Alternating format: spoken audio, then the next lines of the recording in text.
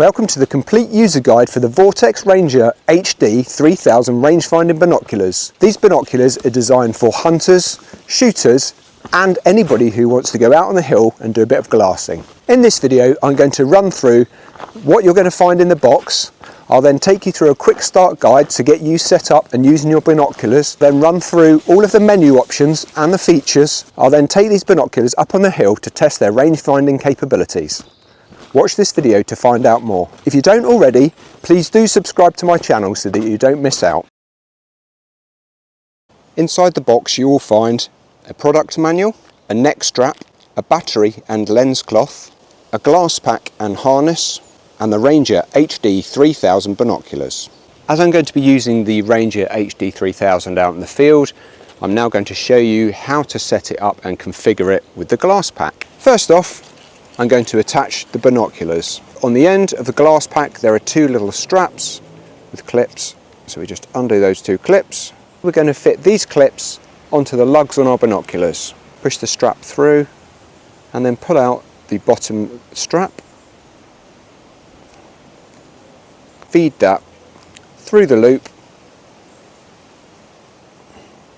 and then back through the buckle. So in the bottom of the buckle and then out through the other hole.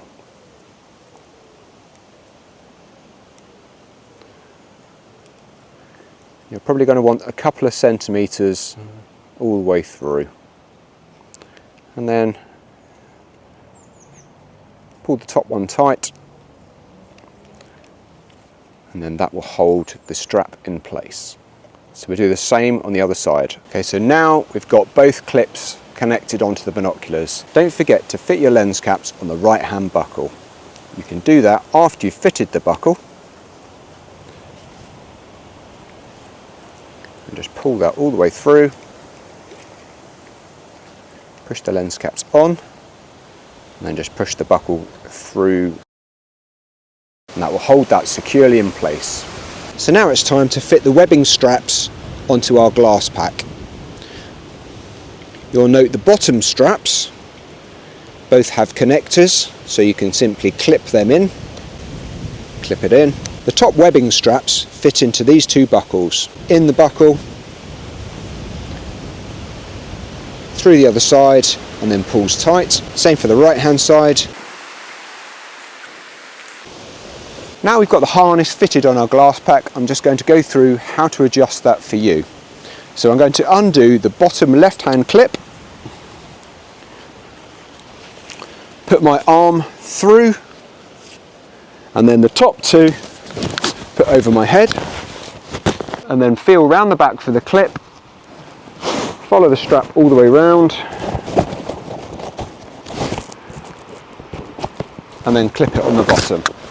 You can adjust the side straps to fit your body to pull the harness tight. There is elastic on the bottom of the GlassPak to make the GlassPak comfortable when fitted. You can adjust how high the GlassPak sits on your body using the two clips on the top. Once you've got your GlassPak fitted, you can then connect your binoculars. So holding the female end of the clip, find the male end, secure it, and then the same for the other side. You can lengthen or shorten the binocular straps using the buckle at the top. To lengthen the binocular strap, pull some of the webbing through and then pull through on the bottom strap. To shorten the binocular securing strap, pull the webbing through from the top and then pull down on the tab. Once you've adjusted your binoculars so that they hang where you want them to hang and you can bring them comfortably to your face, then you're good to go. You can now secure the binoculars inside the carry pack, do up the tab. Once you've set up your binoculars and you've adjusted your GlassPak, you can now go out and hit the trails or the range. I thought I'd take the Ranger HD3000 for a bit of a spin up on the hill. Once I get to the top of the hill, I'm going to be testing the Ranger HD3000 against the stated ranges. Let me walk you through some of the features and specifications of the Ranger HD3000 binoculars. Starting at the front, we have HD optical coated lenses. They are 42mm objective lenses. We have the menu button, the measure button, the main focus wheel, the left tube diopter, the right tube diopter, and we have eye cups that adjust for whether you're wearing glasses or not. On the base you can see the battery compartment. The binoculars come fitted with objective lens caps, and there is also an ocular lens cap. Let's just try out the rangefinder on a few points just out to my front.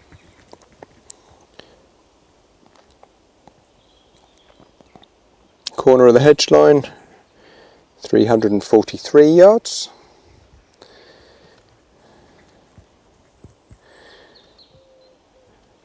Lone bushy top tree, 843 yards.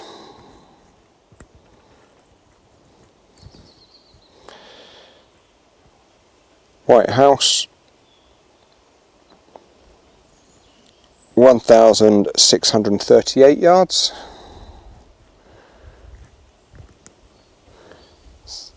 House there with PV on the roof. So that's 1,722 yards.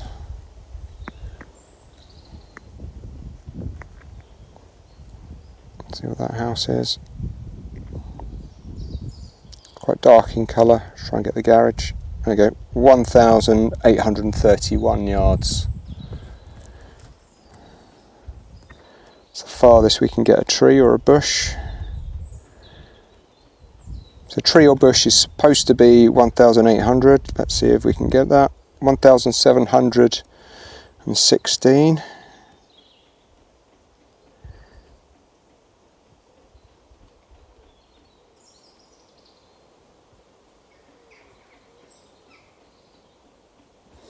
Yeah, we just don't have the range there. Oh, there you go. 1,887 yards, and that's just reflecting off of a tree line. So I would say that the ranges that you see in the manual are pretty accurate with what you could expect to see from your binoculars in real world conditions.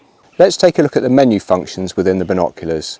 To access the menu, press measure to switch the unit on, then press and hold menu for 5 seconds.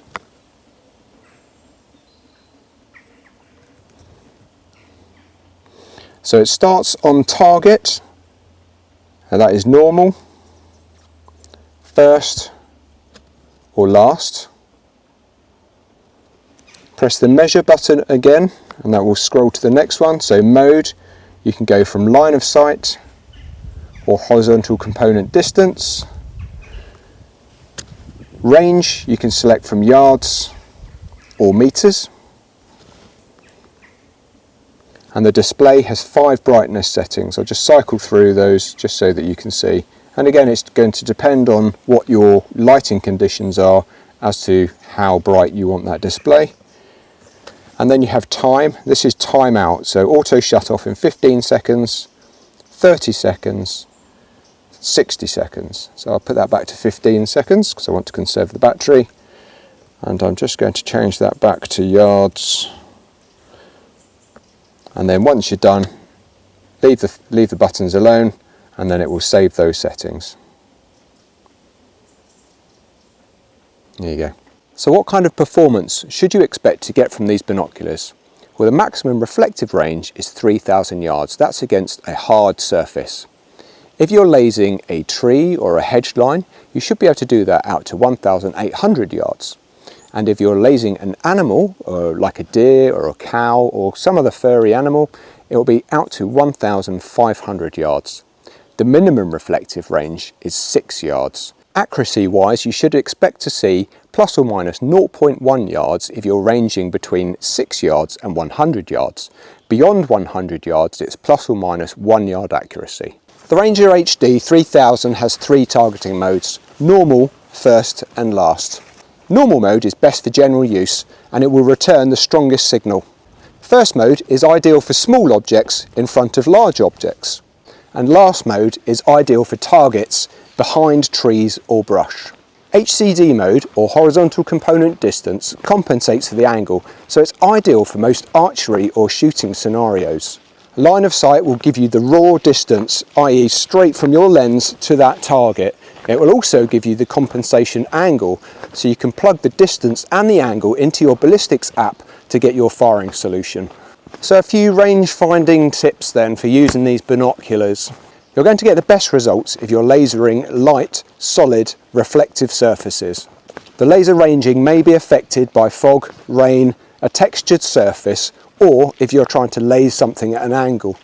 Due to the brightness of the sun, a bit of cloud cover may give you better results, but you don't always have control over that one. And the final tip is to use a tripod or a stable platform for ranging those long distance targets. As you saw from my video, it's quite tricky to keep those binoculars steady over 2,000 yards. So that concludes my video on the Vortex Ranger HD3000 binoculars. In the video, I went through the complete setup. I talked you through all of the modes. And then I took it out on the hill just to kind of show you what the rangefinder was capable of. So what do I think the benefits are to these binoculars?